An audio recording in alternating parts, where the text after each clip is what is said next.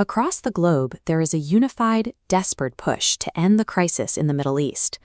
Governments are pushing for ceasefires, and international markets are waiting for vital trade routes like the Strait of Hormuz to open so global shipping can return to normal. But Israeli Prime Minister Benjamin Netanyahu is offering a blunt reality check. Standing with this map, he recently made it clear that the conflict cannot conclude as long as Iran maintains its stockpiles of enriched uranium and its current military capabilities. He also outlined a stark geopolitical boundary.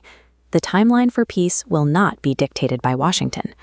A U.S. president only has 60 days of war powers before requiring congressional approval, but Israel is operating on its own strategic clock, independent of American political limitations. Israel's intelligence focus have shifted. They are now tracking a global engine of foreign support that maintains Iran's military rhythm from the shadows, far beyond the borders of the Middle East. To highlight this, Netanyahu took the highly unusual step of publicly exposing two massive players orchestrating this support from thousands of miles away, Pakistan and China. This creates a fascinating tactical dilemma.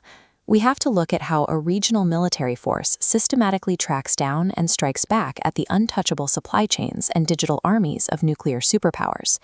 The conflict moves from the physical battlefield to the digital sphere, with coordinates pointing directly to South Asia, specifically the tech hubs operating in the shadows of Pakistan.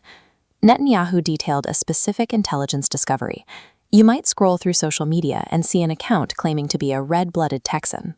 This account talks like an American and engages in local politics, but is actually pushing messaging designed to fracture the U.S.-Israel alliance.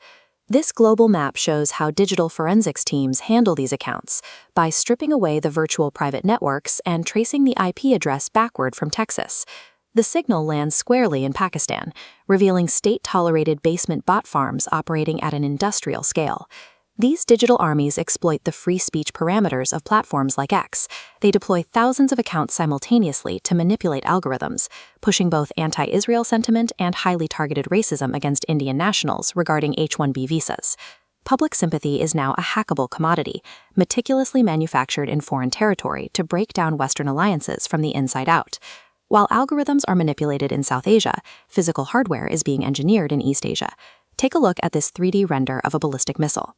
Intelligence confirms that China has covertly supplied the critical internal components seen here, the hardware required to turn a rocket into a precision Iranian weapon. Iranian forces are actively firing these missile classes at U.S. military positions and Israeli defenses across the Middle East. Yet when Netanyahu called out Beijing, he was vague about the technical specifics of their involvement. He publicly stated they provided support, but clearly stopped short of detailing exactly which factories or supply lines were responsible. This diagram illustrates why. We see the flow of weapons tech on one side, but on the other, we have deeply fragile diplomatic channels. Donald Trump has impending meetings scheduled with Xi Jinping. Exposing the full weapons pipeline creates an impossible situation for an American president trying to negotiate trade with a country actively arming his enemies. Raw materials for regional proxy wars are sourced directly from the shadow networks of global superpowers. Because of economic and political realities, direct military confrontation to stop those networks is currently impossible. This leaves Israel with a massive strategic dilemma. They have to retaliate against a nuclear-armed Pakistan and an economic juggernaut like China, but they have to do it without firing a single shot at their actual borders. The counterstrike against Pakistan is structural. Reports indicate Israel is opening back channels with tech giants, collaborating to identify server infrastructure hosting these bot farms, and crush their reach at the code level. But the retaliation against China is far more aggressive. The geopolitical chessboard has moved from the Middle East directly to the Taiwan Strait, right to the city of Taipei. Weeks before Netanyahu even gave his speech exposing China, Israel covertly dispatched Roman Goffman, the newly appointed head of Mossad, straight into Taiwan. Mossad is assisting Taiwan in building the T-Dome, adapting Israel's missile defense architecture to the island's geography. The system calculates vector lines of incoming mainland Chinese missiles, intercepting them over the water, miles before they reach the coast. Beijing immediately recognized the threat. The Chinese embassy quickly issued furious warnings regarding these visits. By positioning Mossad in Taipei, Israel is countering Beijing's influence in the Middle East with a direct threat to China's own regional interests. The violence playing out in the Middle East is merely the visible, kinetic tip of a massive, unseen global iceberg. This graphic demonstrates the current architecture of combat.